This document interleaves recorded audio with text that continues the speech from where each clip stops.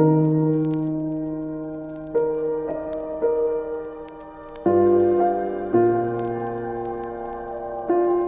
morning. My name is Isabelle Southcott, and I am owner-publisher of Powell River Living magazine, a community magazine that comes out monthly.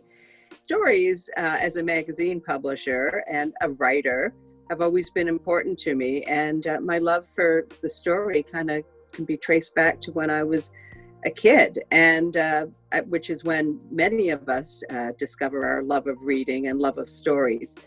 So one of the incidents that stands out so strongly in my mind was when I was 7 years old, and I had been reading a lot up by that point.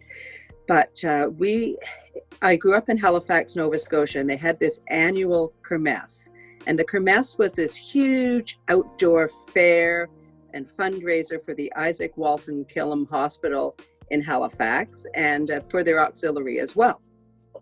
So my parents were both doctors, and we were always really involved in the kermesse. And just, it was huge. It was bigger than I can, even remember. It was held inside a big hockey rink and outside and all around in downtown Halifax. And there are hundreds of people there. This happened every year, and it was just a great big event. Carnivals, fairs, anything you can think of to raise money.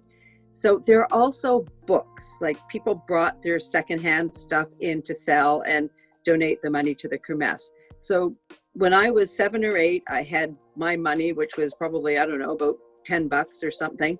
And I found this booth that had all these Bobbsey twin books. And I spent every single penny that I had on the Bobbsey twin books. I bought like 25 of them. And I was so excited. And I had to get my dad to come and help me load them into the car.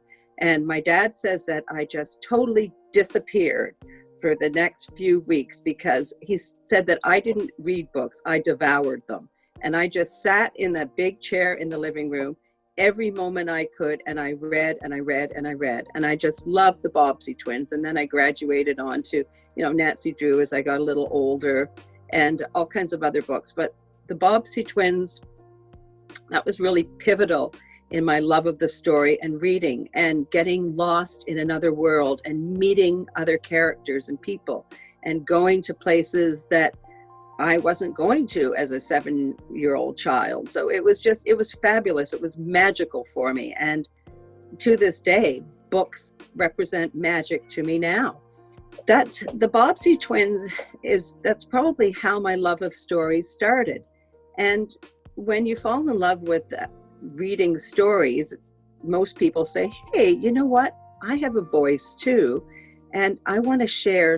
I have something to say, and I want to try to write, which I did as a young person through school. And I wrote poetry, and yes, it was very bad poetry, but my mom always said it was just amazing. And it's funny, she has this poem that I wrote when I was in grade 2, and I was always an animal lover.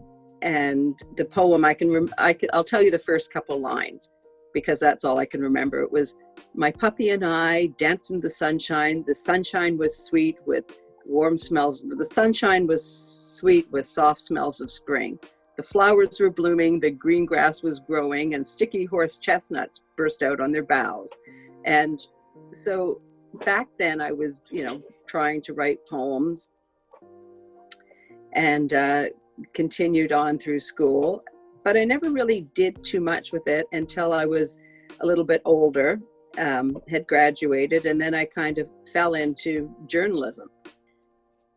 And so I worked in the daily newspaper industry for 10 years, and as a reporter and an editor, and I did everything from sports stories to worked in the financial department, social stories, and took photos, and I worked in different bureaus throughout the province, and stories just became central to who I was and what I loved. And I've always had a good nose for a story. I'll start chatting to somebody, and they'll start telling me something about something that's happened, and I can see a story immediately, and I can follow the little breadcrumbs and figure out how this is going to connect, and this is going to connect, and how it has all of the elements of creating an interesting story. So what else can I tell you? With my own children, stories have been so important. I have two boys. They're now 21 and 23. My firstborn is very much like me in his love of reading and love of books. And again, I attribute that to kind of what happened to him when he was a young boy. And Matthew was always loved imagination and wizarding and all those kinds of fun things that a lot of kids do. And of course, the Harry Potter series is something that has turned many young people on to books and to reading. And Matt was no different. He was 7 or 8 years old and decided that he wanted to read Harry Potter. And so we read those books together, every single one of them. I read them out loud to Matthew because I hadn't read them. And yeah, he was quite young for that.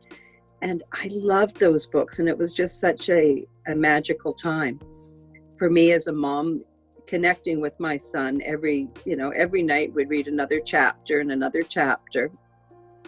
And there's just something beautiful about reading out loud that connects you to another person in a way that you don't connect when you're reading to yourself, because you're sharing when you're reading a story out loud, and it just takes on another new life because it becomes bigger than just between you and the page.